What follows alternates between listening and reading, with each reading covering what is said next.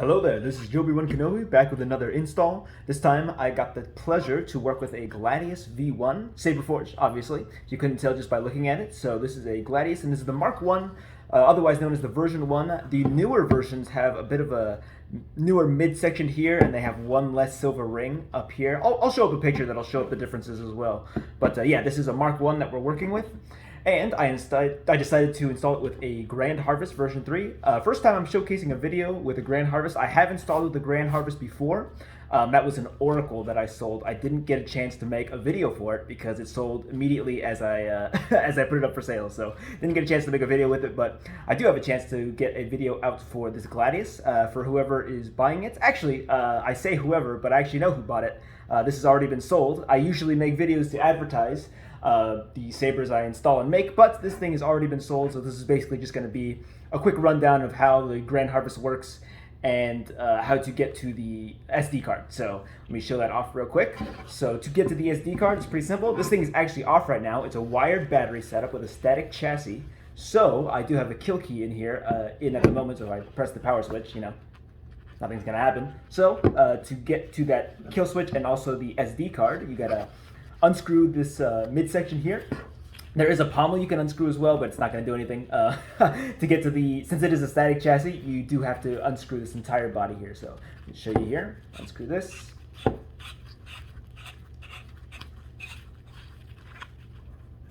There we go. And there's the static chassis there. So here it is. You can see closely, that's the Grand Harvest right there. I decided to make the SD card a little bit easier to nab than my usual installs. Decided to put the board upside down. And I think it works fantastic. You can easily just pop in and out the SD card. The kill key is in, as you can see, so I can just pop it in and out right now. And you could pull that out, make some changes to whatever you want on the board, pop it back in, and then remove the kill key. So always make sure to remove, or put the put the kill key in before you remove the SD card. You don't want to do that while the board is powered. That's definitely a no-no. So I will now remove the kill key. It's a little hard with the gloves on, actually, because I got fat fingers with the gloves on. There we go.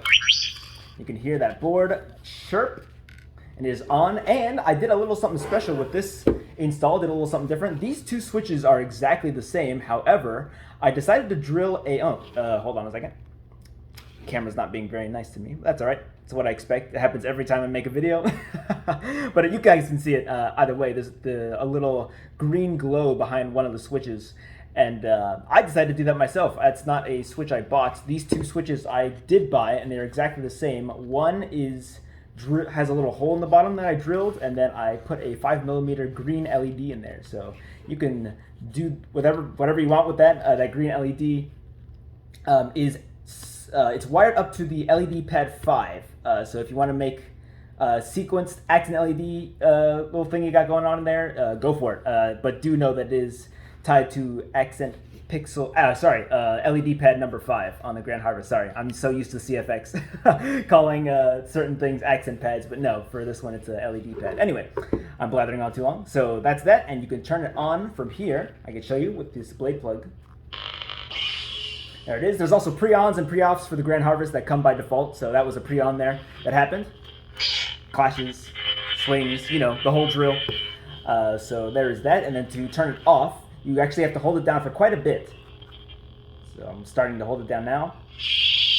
And it turns off. With the Grand Harvest, there's also motion controls, and I decided to give that to you as well. So if you twist the saber, you can turn it on, and if you twist the saber again while it's on, it'll turn off. I'll show you right now.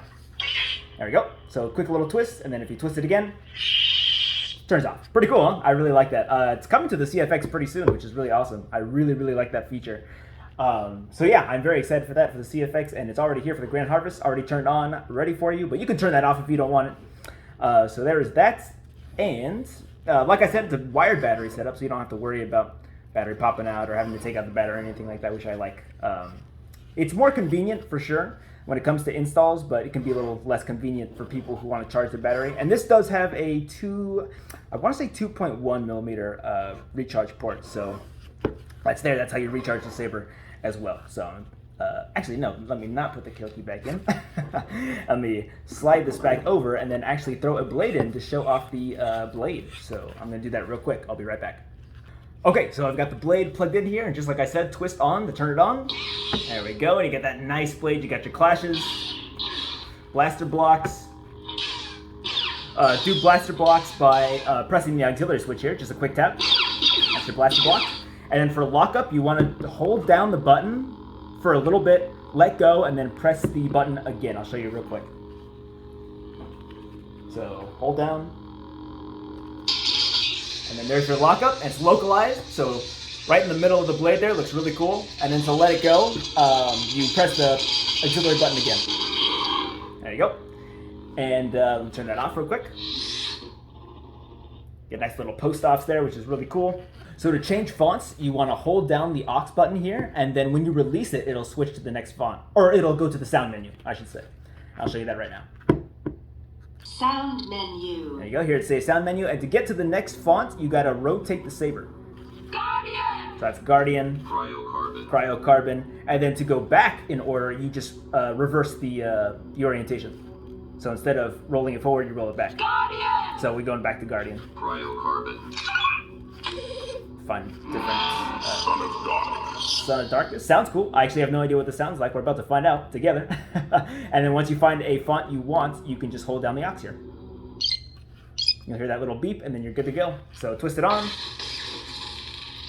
Nice red blade we got.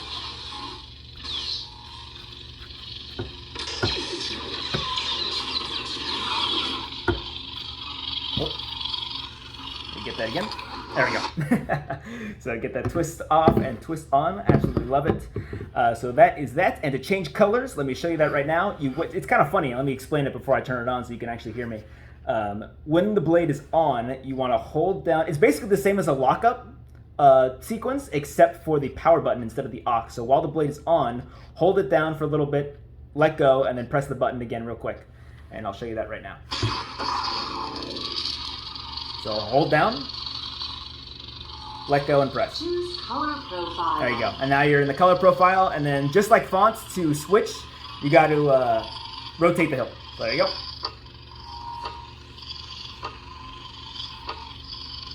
Let's see if I can find a nice blue here. I really like blue. And you hold down the power button when you want the one, when you select the color you want. There you go. Cool little sound there. There we go. Now we got blue. So when I turn it off, and turn it back on, it'll be blue. Really cool. Really like this board, and it's got almost the same amount of features as the CFX, except it's a lot cheaper, which I really, really like. It's very fun board to mess with, and also very easy one to solder to. So I'm definitely be using more of these in the future. I really like the Grand Harvest. Very user-friendly and very easy to install as well, especially with its small size as well. Very cool.